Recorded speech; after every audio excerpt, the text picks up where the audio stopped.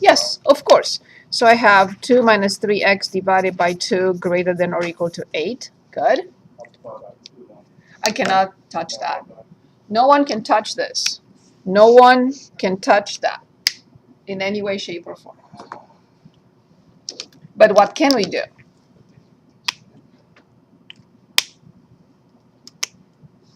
Do not try to do anything here. I can't give credit. If you do anything in this at this stage, it's 0. Then you get the 2 minus 3x over 2 Yes? equals. Can't? Okay. Cannot write the equal symbol? What can? Very good. Or we just talked about it a second ago, right? If you don't write the union, it cannot be correct, right? Or 2 minus 3x divided by 2.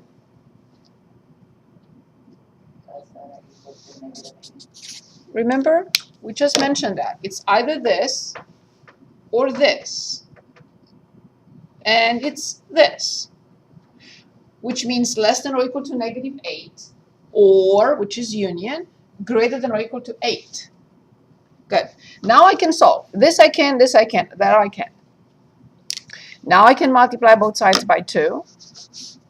And I get 2 minus 3x greater than or equal to 16.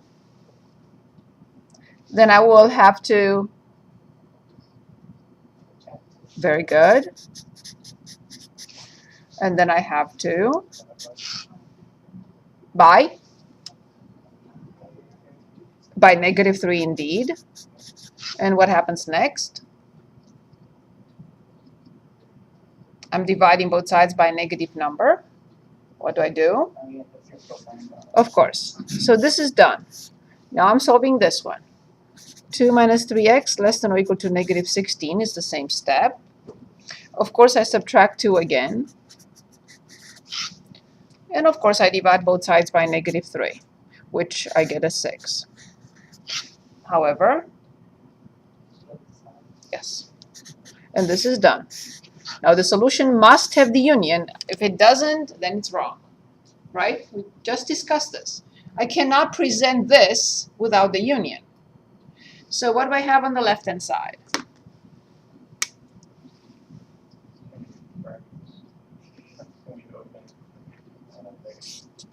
Yes. Very good. Union?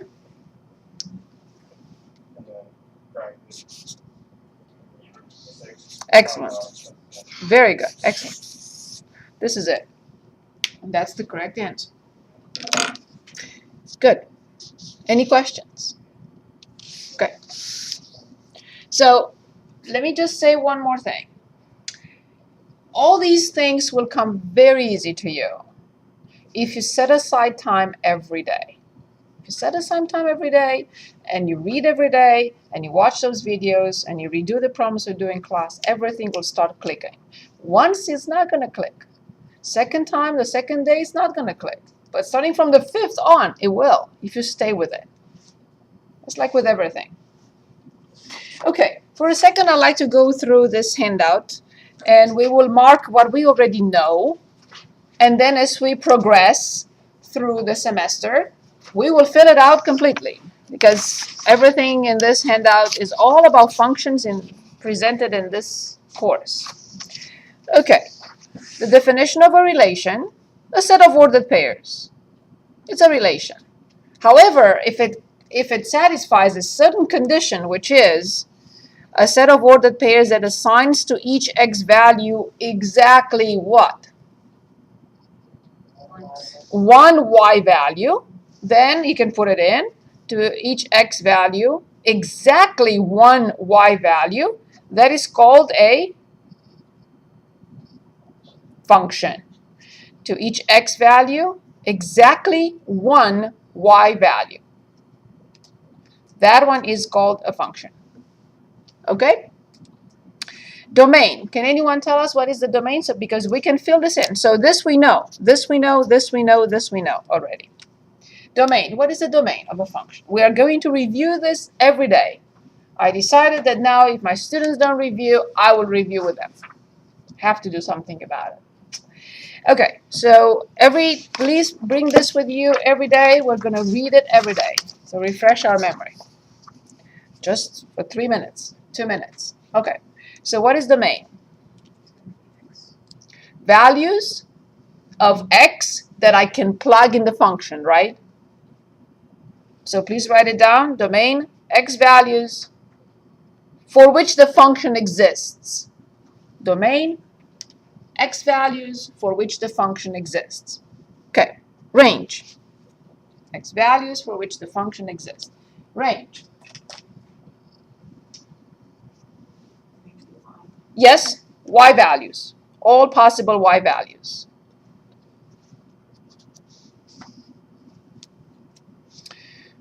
So this we know.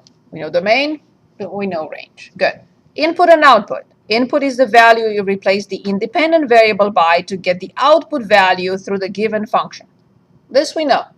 So the input is x, and I say x equals 5. I plug it in, and I get the y value. Okay? Note that the input cannot be just any value. If you remember, we looked at functions in which I could not just put in whatever I wanted. And I want to give you an example here. Maybe I should have put it on the handout. I didn't. So, for example, if I have f of x equals 1 over x plus 2. If I ask you, determine f of 1, what will you do? Exactly, and you will give me 1/3. Perfect. Then I say, find f of -3. You will replace x by -3. -3 plus 2 is -1. It's 1 over -1. You will give me -1. And I can continue with any number I want. However, there is one that if I say to you, plug this in, you'll say no. Which number you will say? You will be adamant and say no. Correct. So then the domain of this function is anything but -2. Can anyone tell us why -2 is not an option? Because the denominator of this fraction will be 0. How do we call a fraction with denominator 0? Yes, fancy word. It really is very simple. It does not exist. That's all we have to say. But we use that fancy word. Good. Okay? So this is what I'm referring to when I say, note that the input cannot be just any value. It depends on the function. I should have put that in. I constantly update and upgrade and update my handouts. So I'm going to say depending on the function. It must be a value that is found in the domain of the function or relation, else the output does not exist. So this clarifies it, but maybe I should write that in. Perfect. How to read a function? How do we read a function? So when I'm looking at this function f of whatever equals -3 whatever cubed minus 4 times whatever squared plus 7, this is what it tells me. F of the independent variable equals -3 times the independent variable to the third power minus 4 times the independent variable squared plus 7. So if I want to ask you to find, let's say, f of x plus h, what will you replace by x plus h? It's exactly what I wrote, whatever. So my whatever now is x plus h. So this whatever will be x plus h. This whatever will be x plus h. So this is how I read a function. Very important. Good. So now this we know. This we know. Evaluating a function. I just mentioned that. So for this function, I will plug in 0, and you can do that later.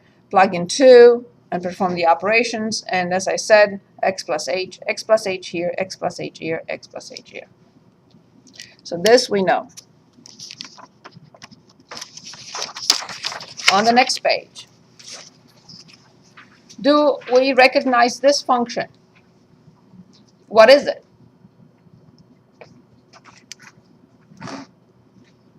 What function is this? Linear, of course. Here it is. It's a linear function.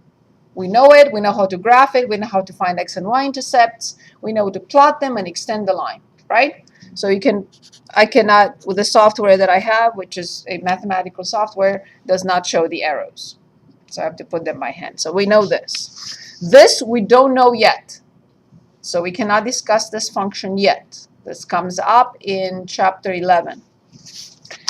Okay, this we know. I have a typo here. I already corrected it. So please erase the absolute value from behind 2 and put the absolute value next to 3. Behind 3. So the absolute value in absolute value is x plus 3, and then outside minus 2. Do we know this function? We know this function. We graphed the v function in for the previous test, right? So this is the absolute value function. We know how to graph that. Do we know how to graph the square root? Yes. We did graph the square root and finding its domain. We did that for test 1.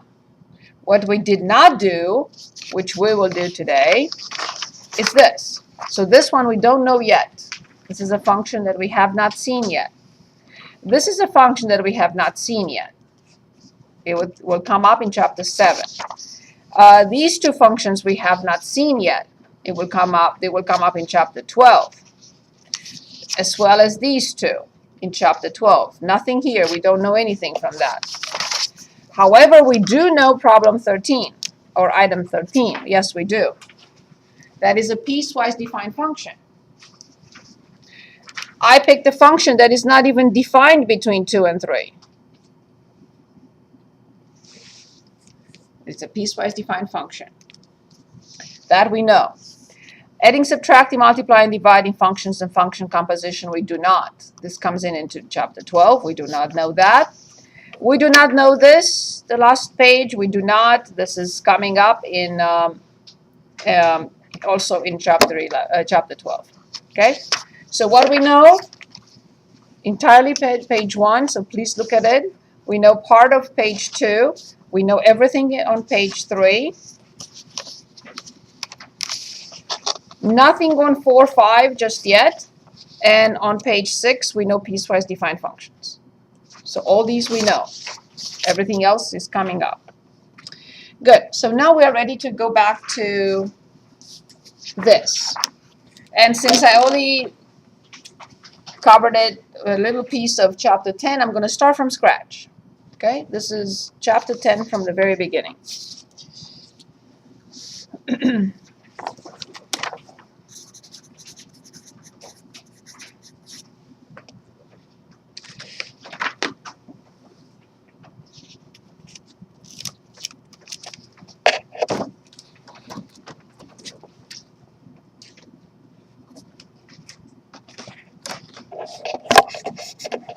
Okay, is that better? Okay. Because of the sun, it's in the way. Okay. So the first thing we identified was the notation for a radical, which is the nth root of a to the mth power. Let's write it one more time. The nth root of a raised to the mth power. The nth root raised to the n. The nth root of a raised to the mth power. Now, what is very important here to know is what we talked about, the fact that any radical notation can be expressed as an exponential notation with fractional exponent, where the power is always the numerator and the index is always the denominator. M at the top, N at the bottom. So I would like you to go back to the handout and write. If I write with my marker, it will show through the back page, and then I will not be able to do anything here. So, in other words, any radical expression can be replaced by an exponential notation with fractional exponent. Or if you want to say with an exponent that is a fraction. Whatever is easier for you. In the radical notation, the index is denoted by lowercase n. Possible natural number for the index are starting from 2. The smallest is 2. Okay, 2, 3, 4, and so on and so forth. The quantity or expression under the radical symbol is called or named radicand. Okay. Examples of radical expressions. I don't remember if we did this, but okay. So the square root of 9 is 3. since 3 to the power. 3 squared is 9. The cube root of -8 is -2, since -2 cubed, yes, in parentheses, cubed is -8. The fourth root of 16 is 2, since 2 raised to the 4th power is 16. Last one here, the fifth root of 32 is 2, since 2 raised to the power is 32. So they are even and odd, or odd and even indices. And I was saying last time, and I will repeat now, totally different. The graph is totally different. The way we look at an even index is totally different than I look at a odd index. In which way? The even index is not a friendly index. The radicand inside must be positive or 0. The result outside must be positive. The outcome, the output, must be positive or 0. Not just that the inside, whatever expression I have, that number has to be positive, but also the output has to be positive. For cube roots, I have no headache. I don't even have to think. Cube root, if the inside is positive, the output will be positive. If the inside is 0, the output will be 0. If the inside is negative, the output will be negative. No worries whatsoever. But the square root, the fourth root, the sixth root, or any even root is a problem. Okay? Perfect. Change the radical expression into exponential. So what I'm trying to do, so you know what I'm doing, we're going to go the page 1, page 2, page 3, and page 4 till this. And then I'll stop and go to the book and finish the first 4 sections and then come back to the handout. And in preparation for the test, I'm going to go to the handout one more time, and then we'll choose problems. I'm going to do this at least twice with you in class. Okay. So change the radical expression into an exponential expression with radical exponents. So I have the square root of 2 to the 10th. Did we cover this? Forgive me, I forgot. Very good. It's okay. Bear with me, please. So 10 divided by 2, correct? 10 divided by 2, so this is 2 to the 5th, and since it's not 2 to the 1500, I'm going to say 32. Then the next one, the cube root of -3 to the 9th power. It's the cube root. It doesn't give me any trouble, and I will copy the base and divide the exponents. 9 over 3, which will be 3, with parentheses or without parentheses, is going to be okay because the power is odd. So it happens that this equals this for odd powers only. So that's why the answer is -27. Did we write that before? Okay, perfect.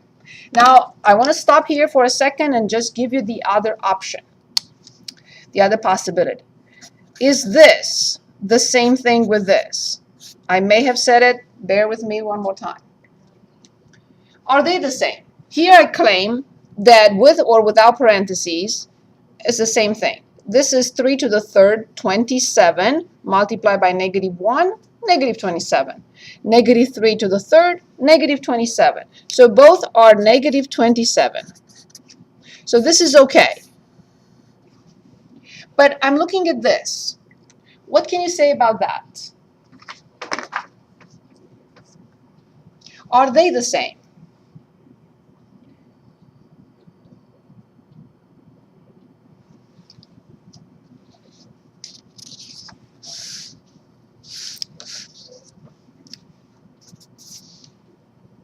So how much is this side?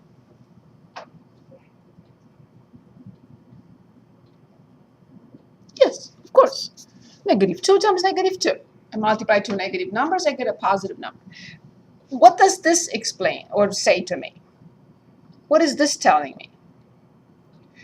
This is not telling me this. As you see, there is no connection between this symbol and the power. So this is really -1 multiplied by 2 squared by the power of operations. So I have to raise 2 to the second power, and I get, and then I multiply by -1, and I get, very good. So now I'm asking you again, are they the same? No, they're not the same. See, the index, the power tells us that with parentheses or without parentheses is not the same. For the odd power, they happen to be the same. But for the even power, they're not. Coming back to the handout. Now I have the fourth root of -3 to the fourth power. I'm looking at the index, and I cannot do what I did here. So what did I do with the cube root? I had the cube root of -3 to the 9th power. I copied the base, and I wrote 9/3, correct? Because the index was 3. I cannot do this. This will be a terrible mistake. How come? So this is 1. So then the answer, how come that the answer is not -3? Why? Why isn't the answer -3?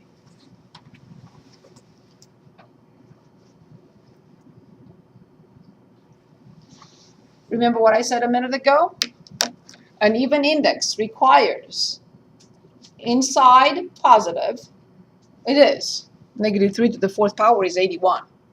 4 negatives. When I multiply 4 negatives, I get a positive. So the inside is positive, no matter what. -3 to the 4th power. But what did I also say about the outside? Exactly. And look what I got. So it doesn't mean that there is no answer here. It only means that I went about it in a wrong way. All it means is that I have to go back and write -3 to the 4th, the 4th root of -3 to the 4th. Perform that operation. What is it? 81. And now I'm asking myself, which number to the 4th power is 81? And that would be my answer. Exactly. So please make a note of this problem. I'm sure you're going to see something like this in my math lab, in my Labs Plus. So be very careful with this. The index dictates. The index is like a dictator here. I'm not kidding. The index tells us what to do and how. Okay. So let's write a note together. Radicals with blah indices cannot be applied to Even indices cannot be applied to negative numbers. excellent. Please write it in block letters. Radicals with even indices cannot be applied to negative numbers. What about odd indices? Can I apply odd indices to anything I want? Yes. And the answer will always exist. Perfect. The answer will not be a real number. The answer will not be a real number. And we'll get to that later. Good. We have not reached the second page, right? This is the first time. Okay, perfect.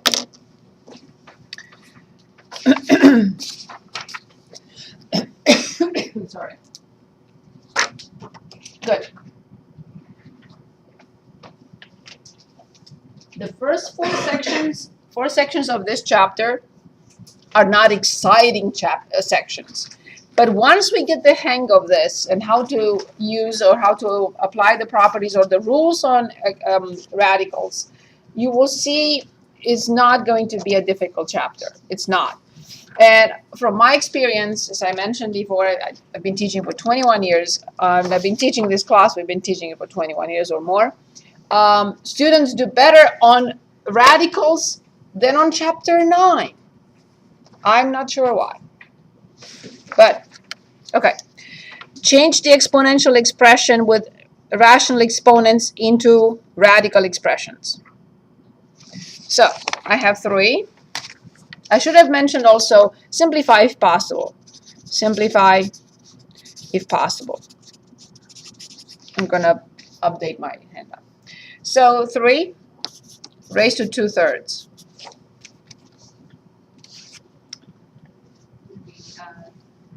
The cube root? 3 Squared. So this is the cube root of 9. Perfect. 2 to 1/2. What will this be?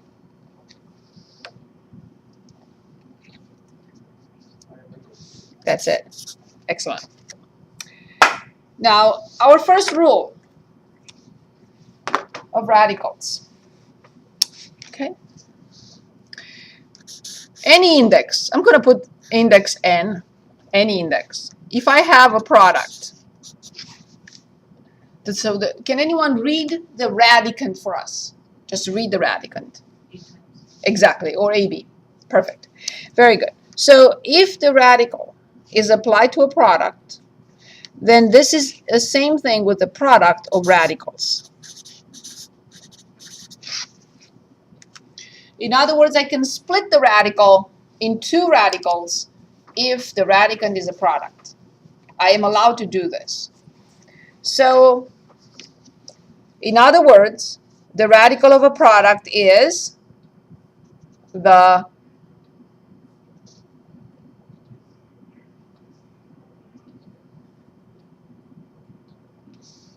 In other words, the radical of a product is the, what am I pointing at? The product of the what? What are these? Exactly.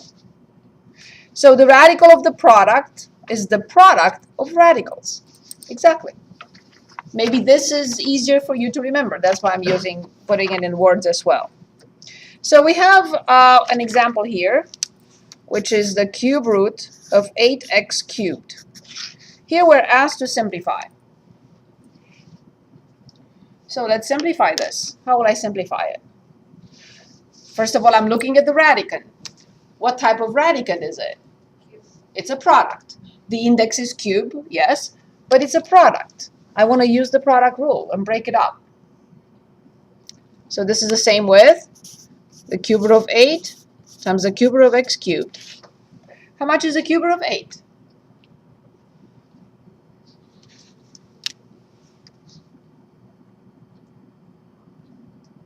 Which number we raise to the 3rd? Exactly. How much is the cube root of x cubed?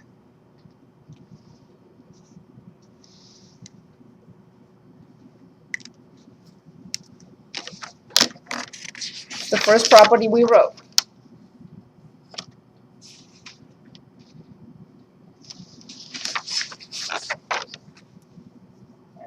Indeed. X raised to 3 over 3, which is x. Very good. Let's talk about the quotient rule. So let's say we have the nth root of a divided by b. What do you think this will equal to? Just a wild guess. And I assure you it's not as wild as you think. What do you think?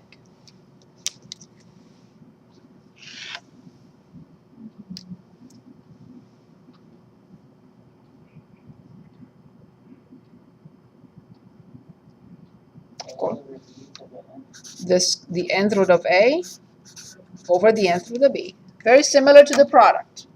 So now let's write it in words. In other words, the radical of a ratio is the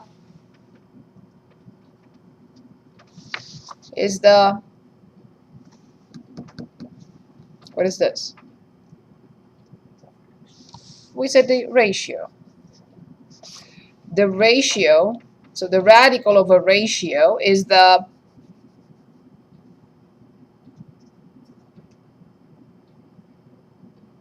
what?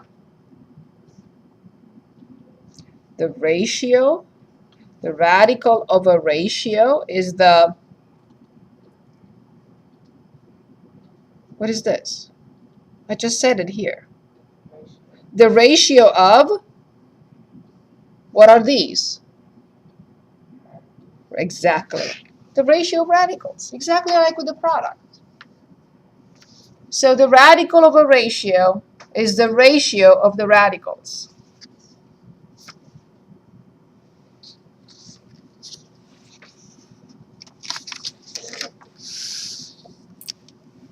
Everyone with me? You okay? Does it make sense? Okay. So let's take a look at an example here. 4 divided by x to the 4th.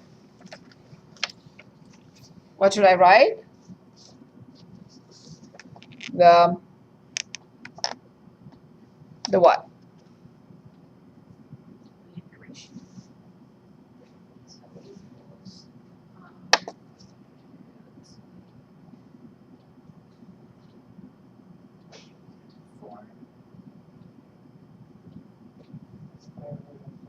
Very good. Over.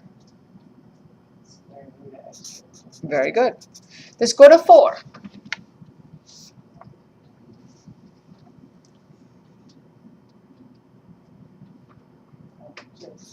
The square root of x to the 4th.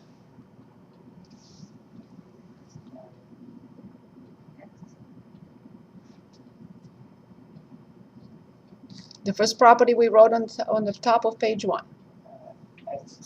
Very good. 4 divided by 2 is 2. Perfect. Good. Any questions?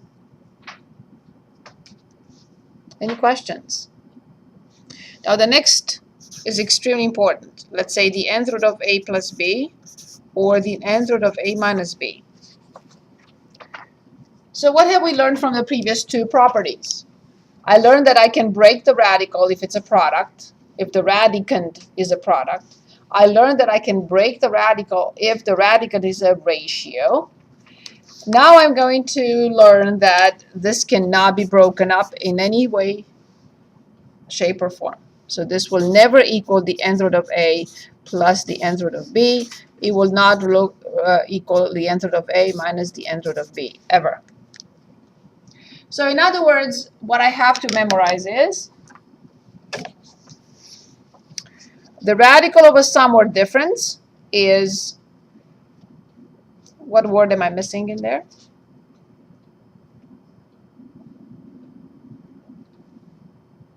Exactly, not. It's not the sum or difference of radicals. It's not. It does not equal. Let me give you an example. So if I have the square root of 9 plus 4, do you think that this equals the square root of 9 plus the square root of 4? The answer is no, because the left-hand side is the square root of 13. And this is 3 plus 2. Is the square root of 13 the same thing with 5? No. This is not a proof. This is not a proof, a mathematical proof of anything. But I just gave you an example in which this doesn't work. Okay, so this was my example. 4 plus 9 does not equal, please write 2 plus 3 or the square root of 4 plus the square root of 9, like we wrote it here. Does not equal the square root of 4 plus the square root of 9. The square root of 4 plus the square root of 9, which is 3 plus 2. If x is any real number, then there are 3 possible outcomes, depending on the type of radical and radicand as well. Okay, I have to discuss this with you before we look at the handout. So here's a question. Let's say the square root of x to the 4th. We already had that a second ago. How much is this? Perfect. I have a couple of questions for you. What is the index? 2, which is a radical with potential problem, right? So I have to make sure that inside the radical I have what type of number? Or 0. And outside, or the output, the answer is always positive or 0. Let's analyze if this is true. Is this always positive? If x or 0? If x is 0, this is 0. If x is 5, 5 to the 4th is positive. If x is -3, -3 to the 4th power is positive or negative? Correct. So what about x squared? Is x squared positive, 0 or more, forever or not? Perfect. So there are no discussions here. This is true. Okay. Now what about the following? Let's say this. What could the answer be? Right. Perfect. I agree. 6 divided by 2. Now let's analyze this situation exactly how we analyze this one.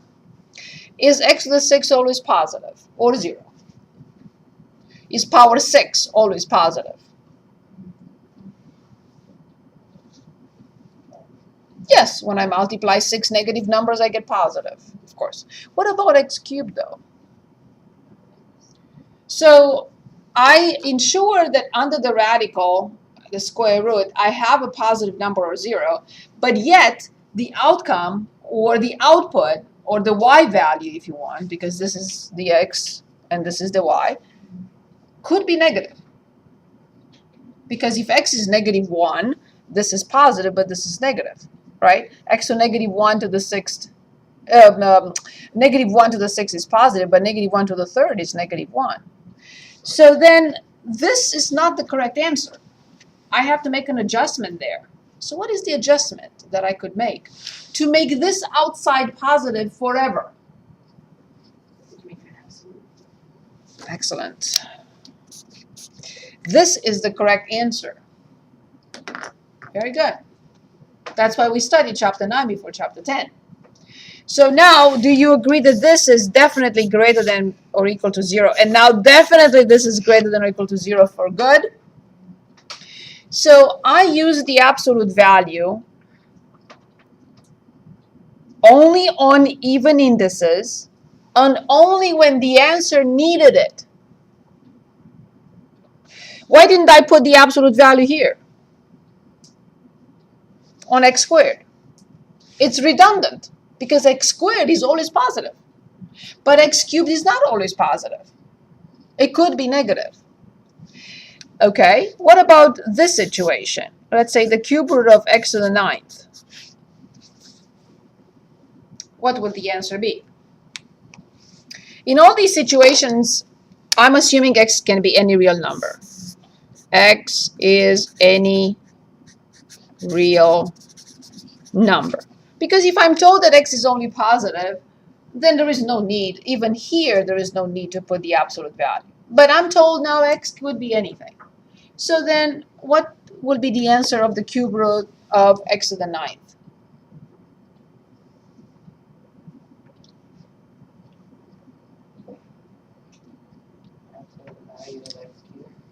So here's the question.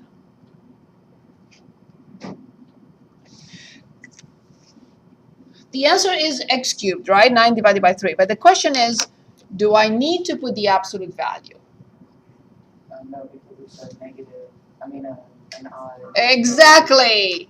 Exactly. So far from this analysis, here's what I know. We're going to put it in writing in a second. I know this, that if x can be any real number and the index is odd, I don't care. The answer never needs anything. But if the x is any real number and the index is even, I will have to use the absolute value only when the answer needs the absolute value. However, in the situation in which I'm told, hey, x is only positive, I will never worry about the absolute value. There is never a need for the absolute value. But if I'm told x can be any real number, in the real numbers I have negatives and I have positives. So then I have to worry about the outcome. But if I'm told all positive, I will never worry about the absolute value. Okay? So here there is no need because the index is odd. Those are friendly. They're very friendly to us. Even indices are not. Perfect. Very good. Well done. Good catch. Okay. Now,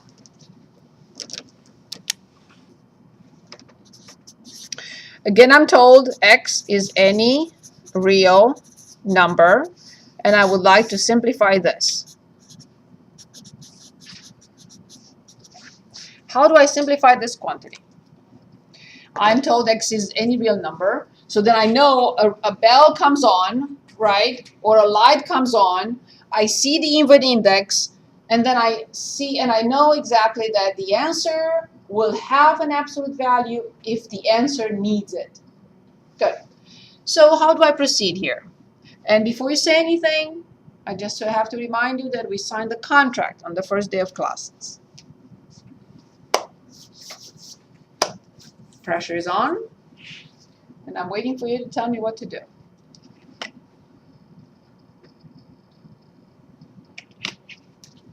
What if I write this?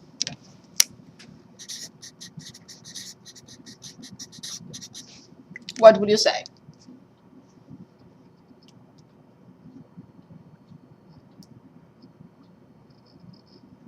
Can't separate them. Exactly, you should say you lost your mind, because you just told us that if the radicand is a sum of terms or a difference of terms, you cannot do this. So I'm going to say, okay, I apologize. I can't do that. Good catch. Excellent, Nicole. Good. Now what then?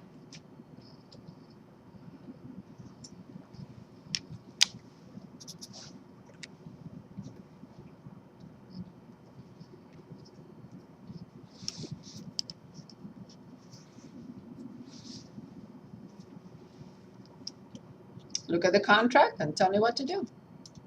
We signed it.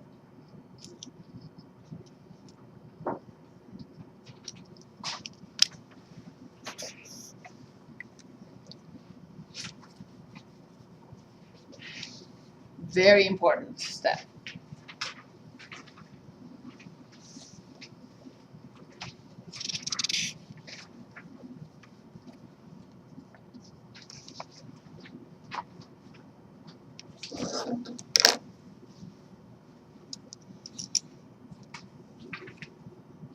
What will you say?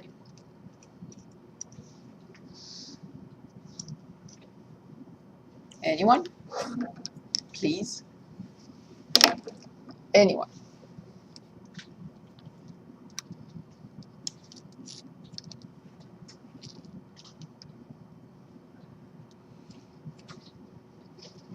What does this equal to?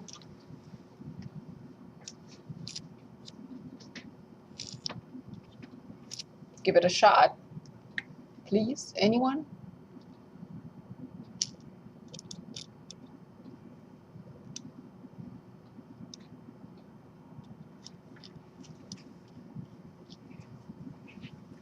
It's okay if you're wrong. Just say anything.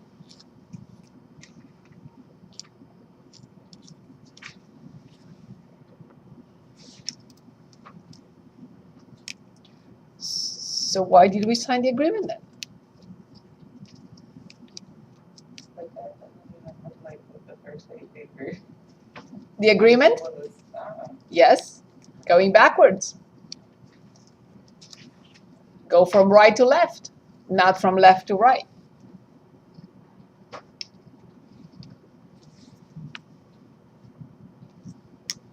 Those are all active relationships, meaning from left to right and from right to left. Yes, I'm ready. So you have to solve it. Solve means solving an equation, so it's not solving. What are the key words in this class? Factor and what is the second key word? Simplify. Good. So which one works here?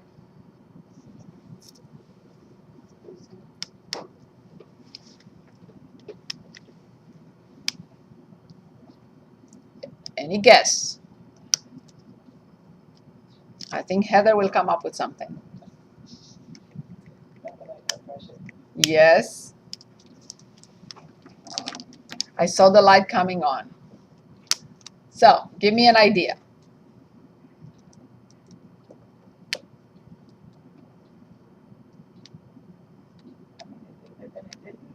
the first day agreement, Yes? there's exponents on more numbers than just one, and that one only has one under there. So, Say it again. like, I mean, like this one. Exactly. Exactly. But in order to get to this, we Yes. had exponents on multiple numbers, and we only have exponents on one number. But 4 is 2 squared, So you can split the, isn't it? Yeah. So, what's the answer?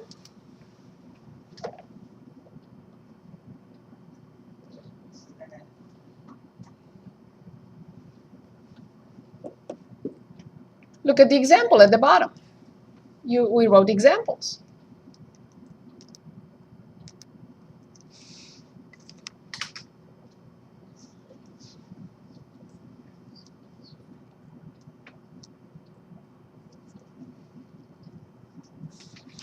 So,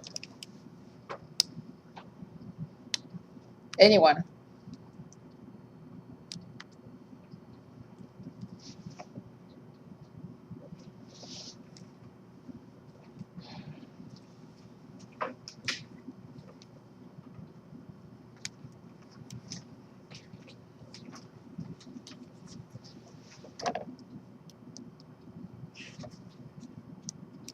Anything?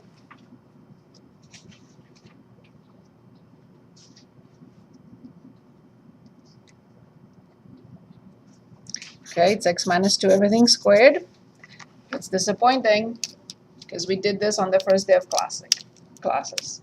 Disappointing. That's why we signed the agreement. I want you to play with those 3 special products. Because if we don't understand them, when we continue foiling them, we will never be able to go backwards. That was my point on the first day of classes, and that was my point with my agreement with you. Yes, of course, it's a little joke, but I'm hoping that you're taking it seriously, though, because if we continue to foil, now you understand why I disagree and I want to stop you foiling this. Because if you continue foiling it, you will have difficulties coming up from here, because you will not see what's happening. You will continue write x minus 2 times x minus 2, you will add, subtract, whatever, and you'll get that. So that's why I want you to play with those 3 relationships, 3 special products. Because if by the end of the semester, if we still don't know this, I don't know what we accomplished in this class. This is crucial. What next? I'm asked to simplify. So what is the final answer?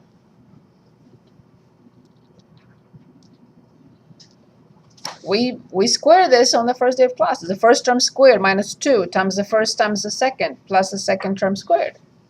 That's why I want you to go back to it. That's why I said take a picture, look at it every day when you wake up, when you post it in front of you in front of your desk, somewhere. So you look at these 3 special products. So they get embedded. It takes time. Okay, so what is the simplified form?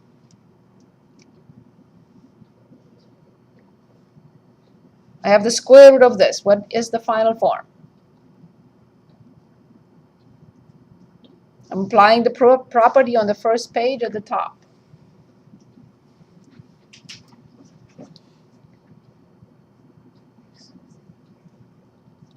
So what do I write? X squared. No. No. I had to change it into this, otherwise I can't simplify. So now I have something squared. How do I simplify the square root of something squared? What was the square root of x squared equal to? Exactly, I copy the base. Well, in this case, it's the absolute value. I copy the base, and what happens to the exponent? 2 divided by 2 is 1, and I put the absolute value.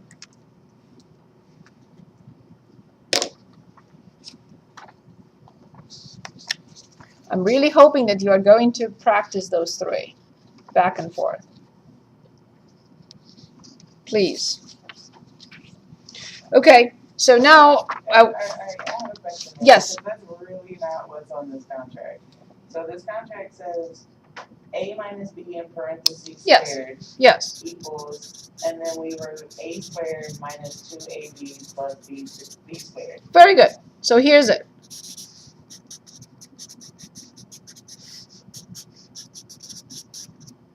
Let's That's exactly it.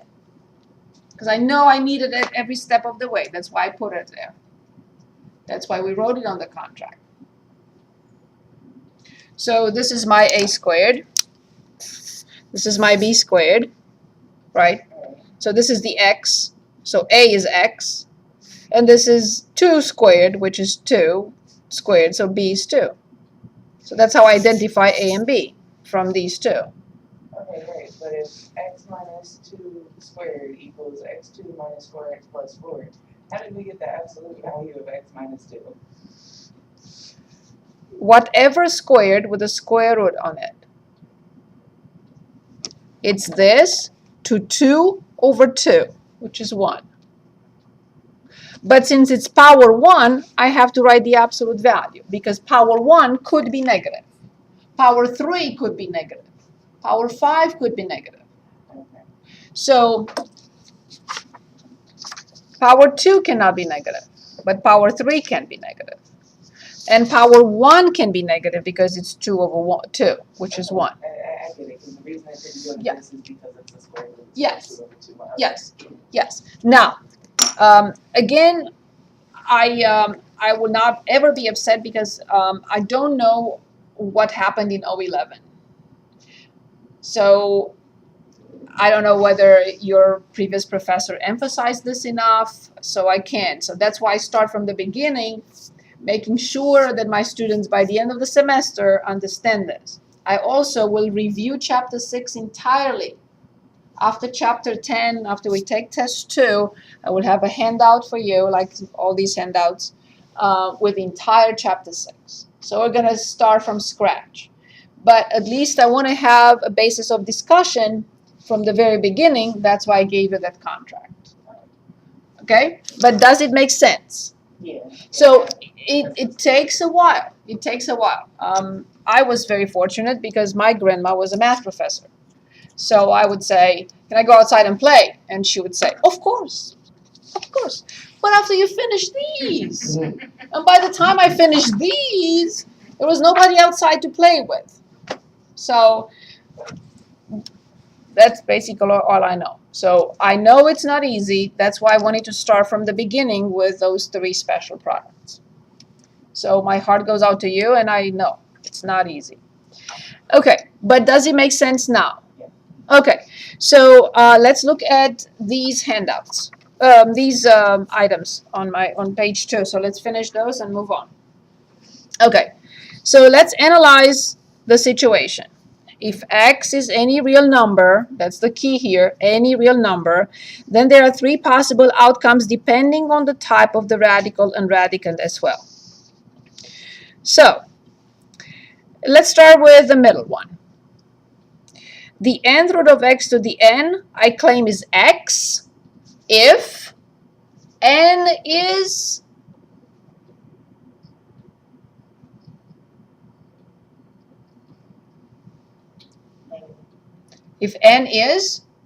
careful, n is always a positive number, is the index, and it can start at 2 and above.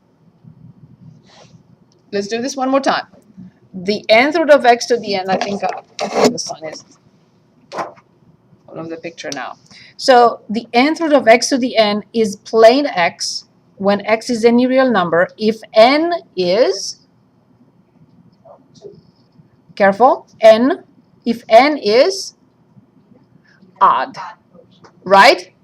So the nth root of x to the n is x, plain x, no absolute value, if n is an odd index. So in the middle, I jumped in the middle, just to take that out of the way. So the nth root of x to the nth power is x if n is an odd index. In other words, I don't care. If the index is odd, I don't care. Good. Now, part C. The 4th root of x to the 8th is how much? Or equals x squared. And I will write, since x squared cannot be negative, there is no need of absolute value. Okay? So when I see the fourth root, I always say, oh, absolute value, absolute value. But in this case, there is no need because the answer is always positive. Now, finally, let's go to the top. The nth root of x to the nth, what is the other possibility? Is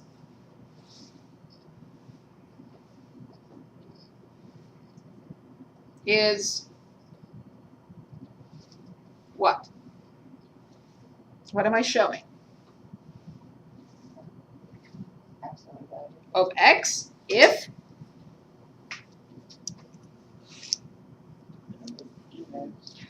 n is even. And Exactly. So the nth root of x to the nth power is x with the absolute value or absolute value of x if if n is an even index. Is this clear? Do we understand the three possibilities? Right? So if x is any real number, the first one is the absolute value of x if n is even. The second one is plain x if n is odd. But the last one, although the index is even, but since the answer is x squared, the answer does not need the absolute value. Since the answer is always positive. Do we understand the three possibilities here? Okay, so now let's apply them. Part A, the square root of x minus 3 squared. We are assuming that radicands can be negative. Simplify the radicals. So the square root of x minus 3 squared. What is the answer?